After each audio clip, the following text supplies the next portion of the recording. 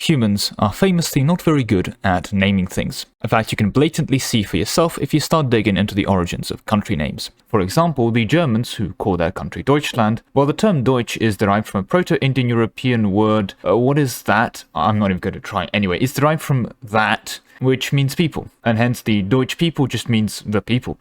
Same in Sweden. The word Sweden is derived from a mine or my own, aka my own people. And look, it's not even a Europe exclusive thing. You travel to the land of modern day Cambodia, and the word Khmer is just people in the Khmer language. And even if you go towards something more exotic, I don't know, you go and speak to some Inuit chaps. In their language, Inuk means person, and the plural of Inuk is Inuit. So yet again, we have names ranging in variation from Deutsch to Khmer to Inuit, and actually all of these things just mean people. Now, is this a universal rule? No, but it does show up more often than not, which is cool, but again, just goes to show that people are bad at naming things. So where am I going with this? Well, we don't just name ourselves, we name periods of history. And one word which you would think would be helpful for the process of naming things in history is the word modern. And the term modernity itself inspires images of new and current times, which is great, but here's the issue. If you're living in the late 18th, early 19th century, railways are a modern invention because you're living in modernity and it was invented right now. And we encounter a problem with this because in the 15th century, Europe did a renaissance, and as part of that, they began looking at history again. In the process, they discovered Rome and became Romaboos, which is like a pretty mandatory step for any student of history, let's be clear. But so we have these 15th century chaps, they rediscover Rome, and they call that the classical period. Okay, not the clearest name, but good enough. Then they go,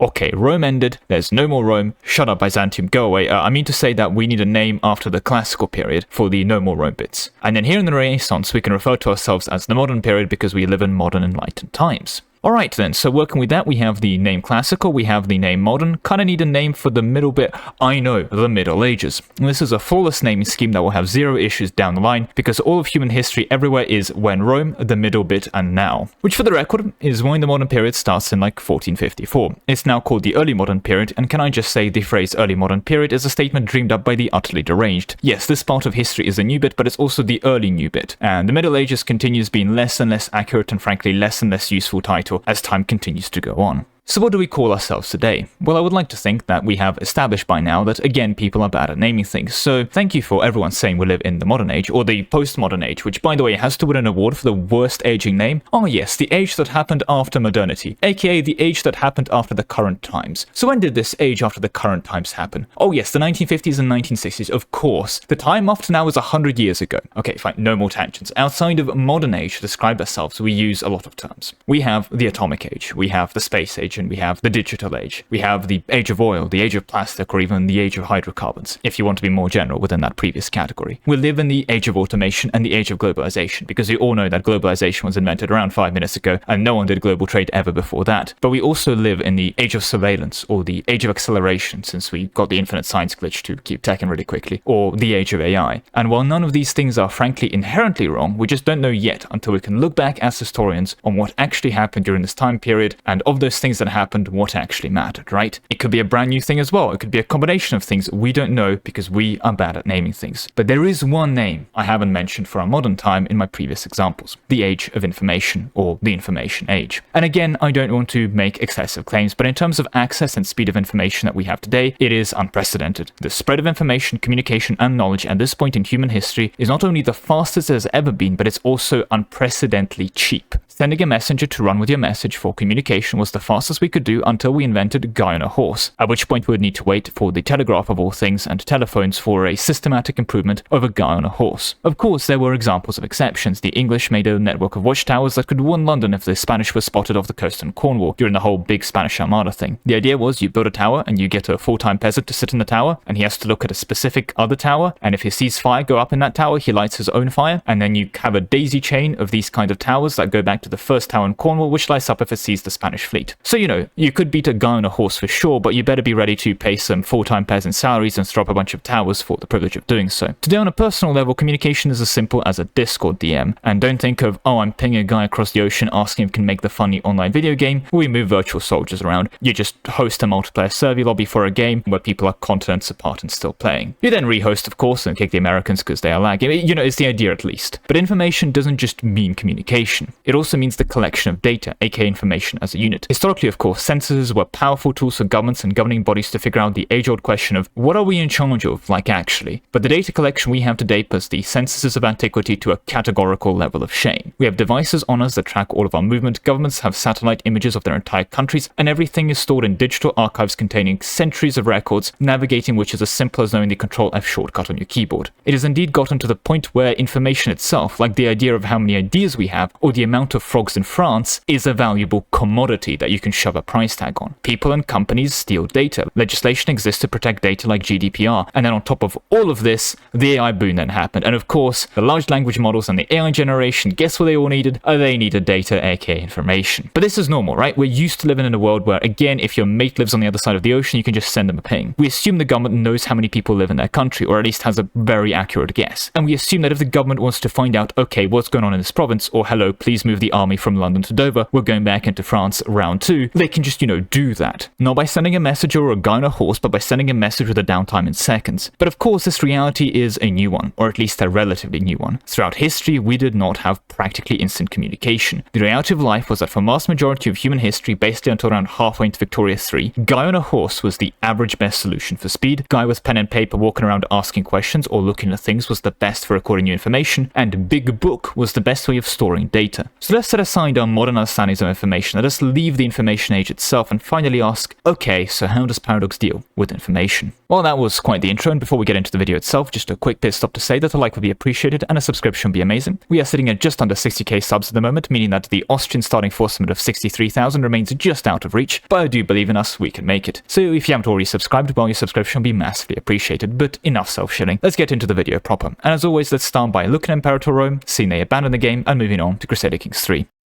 During the Crusader Kings time period, as a general rule, yeah, it was bad. Thing is, when looking at Europe specifically, the fall of Rome was a collapse of society by a literal definition. And while the Dark Ages, ironically, I find tend to be exaggerated, like it wasn't that bad, it was still bad. No, not everyone forgot how to write. We do have some surviving Dark Age manuscripts like the Vergilius Romanus, but at the same time, yeah, it was bad, right? Urban populations collapsed, centralized authority collapsed, and infrastructure collapsed. Name something good that existed, it probably collapsed. Now, CK3 does fast forward a bit. We are post-Carolingian Renaissance, so we're back to writing things down again. Woo, that's good. Granted, it's mostly Bible-related things at the moment, but we have to start somewhere. Look, to say that borders at this point, though, were fuzzy, or that people had trouble keeping records of what they had going on, or that information spread was greatly reduced, isn't saying anything new or too controversial. And saying that in CK3 you shouldn't even have a vision of your realm, let alone foreign realms from a realism point of view is accurate, but also, let's be honest, said to death. Yes, it is stupid that the Duke of Brittany can see that the King of Bengal has built a level 2 elephant stable, but unless you turn CK3 into a perma you sit in the throne room game, and unless you go on a royal tour you never leave the throne room or your bedroom kind of video game, well, for one, there's going to be no more map in my map game, and I'm going to be sad. I like maps in my map game.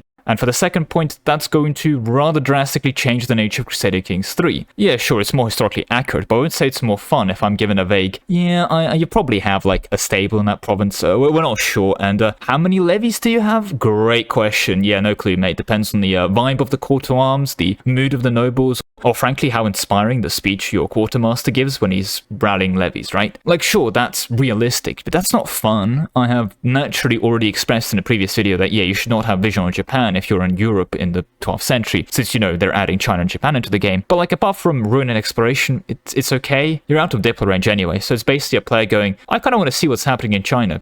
And the game goes, okay, you can check. Like, it's a fine enough mechanic in that domain. But here is my actual point, and this needs to be an optional checkbox because I believe this would drastically change how CK3 is played. So again, please keep this optional game mode to avoid controversy. But why do you have a perfect understanding of every single character's traits, achievements, and stats? Do you, in real life, even in the information age, know all your friends, colleagues, family members' traits? Sure, you can, albeit with hubris, go and say something like, I'm a genius because I know all 71 Roman emperors' favorite food. But like, how true is your own ranking understanding? And that's ranking yourself. How well do you know other people that you're close to in terms of their stats and abilities? It's all well and good in CK3 to shove a 25 stewardship person on the council replacing the 22 stewardship chap, but what in practical real-life traits, personality, or behavior is different between a person with 22 and 25 stewardship? And don't get me started on congenital traits, because in the span of 3 solid seconds, the midwife is able to determine that your child is a robust, stuttering genius. It's at least an improvement to some extent over Crusader Kings 2, where your baby could be born left-handed, which is an amazing implication application. Imagine being born and the first thing that happens to you is you're handed a feather or a sword and told, okay, pick a side. In CK3, at least some congenital traits have an appearance age. Now, it's not even a strict improvement. I do find it funny that the melancholic trait can only appear between the ages of 10 and 14, meaning that if you're less than 9 years old, you're not allowed to be sad, and past the age of 14, you can keep sadness, but you're not allowed to gain new sadness, because, you know, that's how sadness works. It only occurs between the ages of 10 and 14, but still, it steps in the right direction. What I mean to say is, imagine CK3, but you don't know your stats, your traits, your friends, your counselors, your family's traits and stats as well. You have to do CK3 LARP events to figure out if that girl you want to marry really is a genius, or she's just gregarious and you're shy. The traits should still exist. You should still have a stress level, for example. You should still have counselors' hidden skills impact their performance at work, but have all of this hidden from the player, and have the intrigue lifestyle not just uncover secrets, but that you spy on people to uncover their personalities, or better yet, have a passive rate of doing so based on your intrigue or some other factors, with intrigue lifestyles and focuses on that domain being naturally better at it. Yes, if we approach Crusader Kings 3 from a realism point of view, during this time period we had terrible information and stayed gathering of said information. It was so bad that when the Normans took over England and decided to do a census, it was literally considered a doomsday book, because the government finding out how many cows you have on your farm is the equivalent of the end times. But let's play that to our advantage, and frankly, as an optional mode or a setting or even an incredible overhaul mod, what would living in a realistic CK3 information dark age look like? Because I do think it can certainly be fun.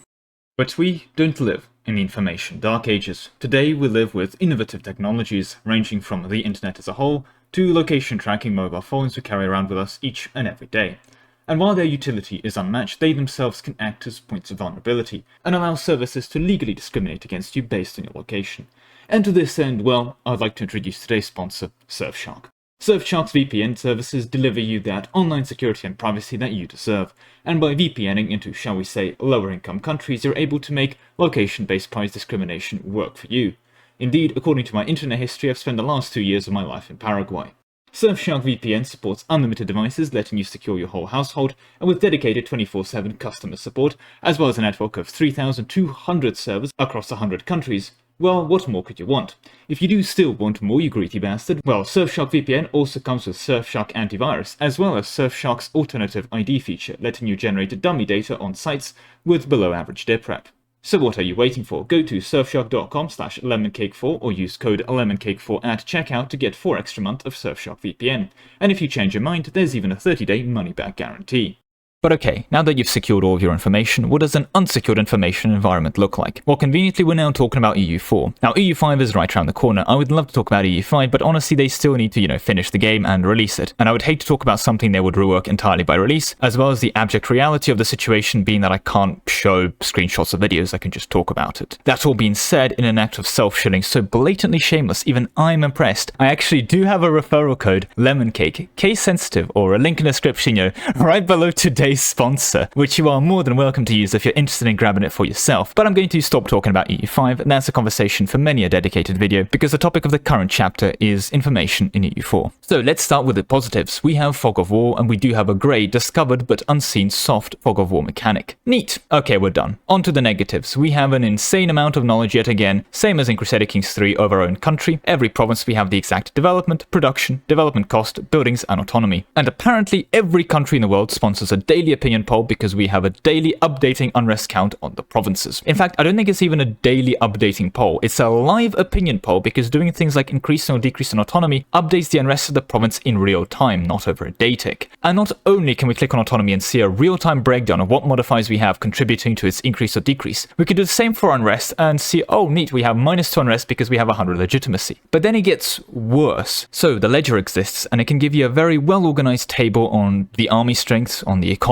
and frankly obscene things like the total amount of army casualties Tunis took during the entire EU4 history. Can you in good faith say today that Tunis could tell you the exact amount of soldiers the nation of Tunis has lost in military conflicts down to the nearest 1,000? I actually don't know, maybe they can, but you see the point of the absurdity here, right? Now the ledger may be considered cheating, sure, so let's mention limited ledger. And as any MP sweat would tell you, limited ledger tells you still a lot of things. For example, there's a mechanic in EU4 called Score, and Score exists so EU4 YouTubers like me can make a top 5 most obscure features in EU4 EU4 video and talk about score. And yes, I actually already made that video. Point is though that your score calculation comes from your administrative, diplomatic and military score combined, and you lose 0.02 administrative score for every loan you have. A mechanic that sounds innocent until you realize that you have an exact breakdown of the sources of every nation's score, and this counter doesn't update on day ticks even, it updates in literal real time, meaning that during multiplayer wars or single player wars or anything, you can have a live counter on the amount of debt your enemies have in a limited ledger. This isn't an open ledger, in a limited ledger. Does it get worse than this? Yes. The Ottomans, for example, have a mechanic called Decadence, which if it gets high enough makes you a lot worse at basically everything. Since Decadence at 100 gives you minus 50 fort defense, hovering over the defensiveness of any province, even one in the grey zone of war, since defensiveness isn't hidden by fog of war, and again, you don't even have to hover over a fort, just a random farm, will give you a breakdown of the defensiveness sources, meaning congratulations, every nation that has seen a province of the Ottomans, not even their capital, have a live updating ticker on just how decadent the Ottomans are. What I think is somehow even funnier to me is that if you're playing as the Ottomans and you want to check your decadence, you can go to your shield in the top left, and assume you don't already have the government menu selected, because it reopens your previously closed menu, you'd either reopen the government menu or have to spend a second click to click on the government menu, and then you have to hover over your decadence, giving you access to your decadence score in 2 clicks and a hoover, or 1 click and a hoover if you're lucky. Or you can click on any of your own provinces and hoover over defensiveness, giving you access to the exact same number faster. Like, it is genuinely faster or same speed to check the public My Decadence registry than find your own decadence in your own dedicated special window for it. That's how bad it is. Thing is, of course, you can see idea groups, technologies, and all of the government ranks and reforms and everything like that by just hovering over them in the country view. But EU4 and the information it stores and presents to the player is insane. It is almost beyond parody, and frankly, while I do think to many certain extents it does make the game more fun, let's remember that it is only during the EU4 period that we actually get cartography to the point where a map of France looks like France. So yes, the strides in this area are massive, but we as the player are presented with access to information that frankly would make you a top tier spy agent operative if you had access to that kind of information on your country that EU4 just gives you. And all of this is said while ignoring the other elephant in the room of instant communication and diplomacy. Granted, there's a return time for your diplomats, but there's also generals literally being able to teleport across entire continents as long as they're in friendly territory. So that all said, how can this be improved? Well, it won't be. EU4 is done, right? EU5 is practically here, so at this point all we can do is look at it and reimagine a different timeline. As ironic as it is to say after all of this complaining about the power of the player and instant communications, I still do think it's ultimately fine. Yes, it's very bad, but this badness is a core aspect of EU4 at this point, and this access to information, foresight, and internet-like communications, in my opinion, is kind of part of the fun, and EU4 would be less enjoyable if telling France you declared war on them took over a month.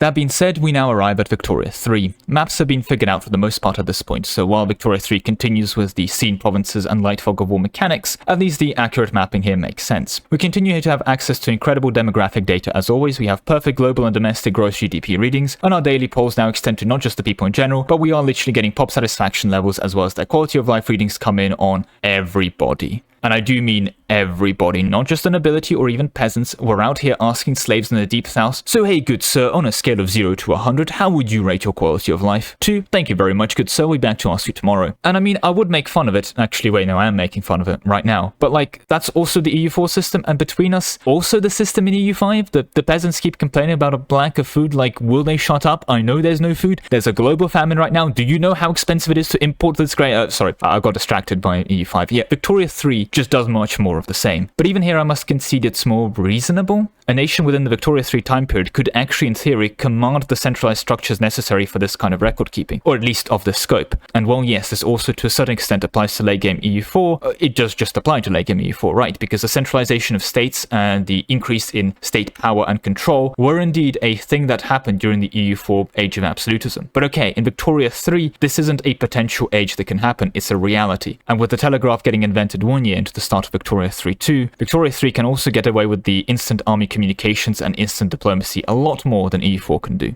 And honestly, even more so than in other Paradox titles like CK3 and EU4, I think instant communication and this level of data and understanding on your population and your market is necessary for the reality of making it a fun game. Because Lord knows that wars aren't the thing causing Victoria 3 to be fun. And as such, honestly, happy to give this one a pass. I'll gladly kick Victoria 3 when it's down, believe me, but in this case, fair enough.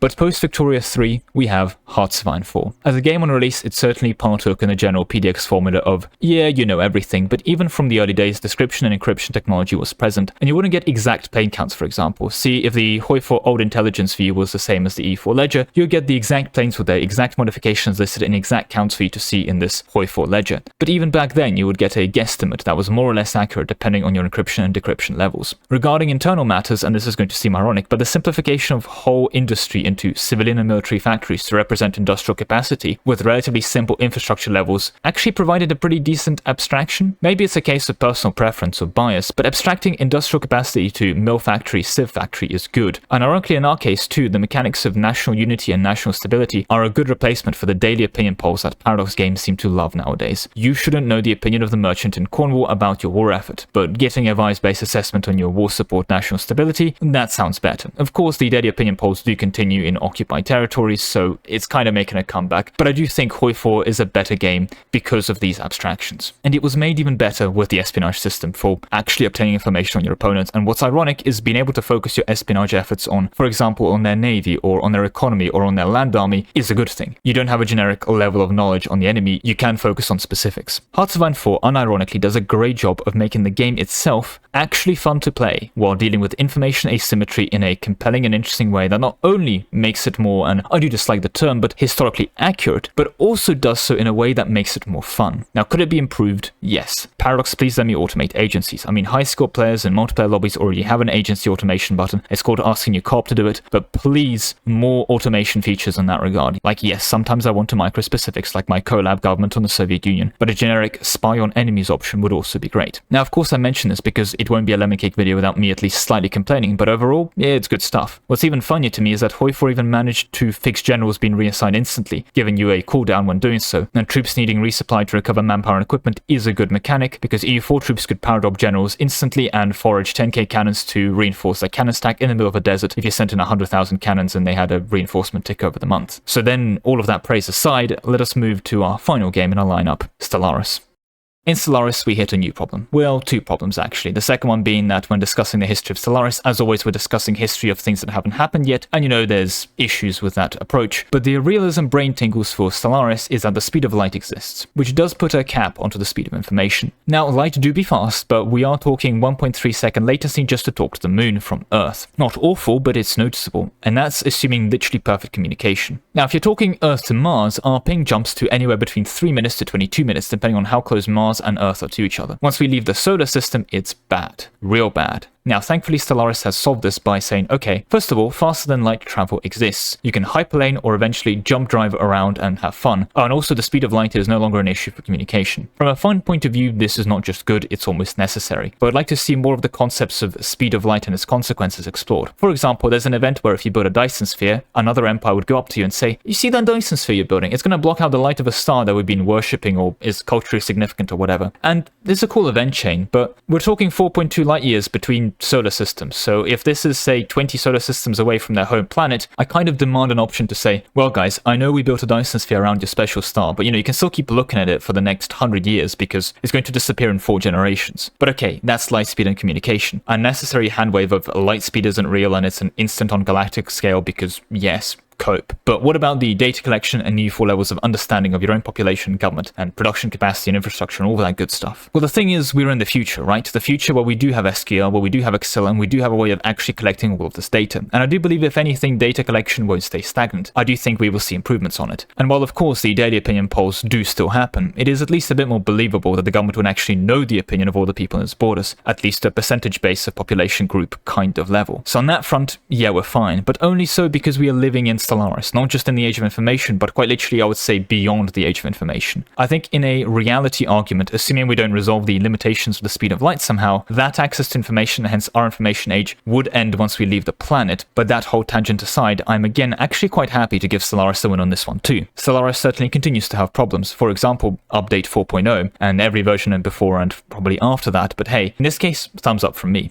with that all being said, we do finally arrive at the end of the video. A long one today, thanks for making it to the end. To recap, CK3 is bad for this and could do cooler things. E4 somehow even worse, and frankly is a poster child of what not to do in my opinion. Victoria 3 gets a good enough solid pass but no distinctions, with Hearts of Iron 4 winning the awards, followed by Stellaris picking up a joint top marks with Hoi4, but no extra marks like Hoi4 for going above and beyond. So that is all the time I have for you today. Thank you very much for watching, with a special thank you to all my channel members, especially Ark, Soda, Lemon, Lord Zendika, Nick Huss, Nanhatan, Star72, Yossam Rabbit, Best for Gaming, Grandmill Flavia, Lebarule, W Haste, Sov, Anthony35, AC Napo, Conspiracy Pizza, Yukata, Danray, Malvi, Jack, Ryland, Stuart Allen, Andrew Black, Nebula, Zentronic, and Twynet.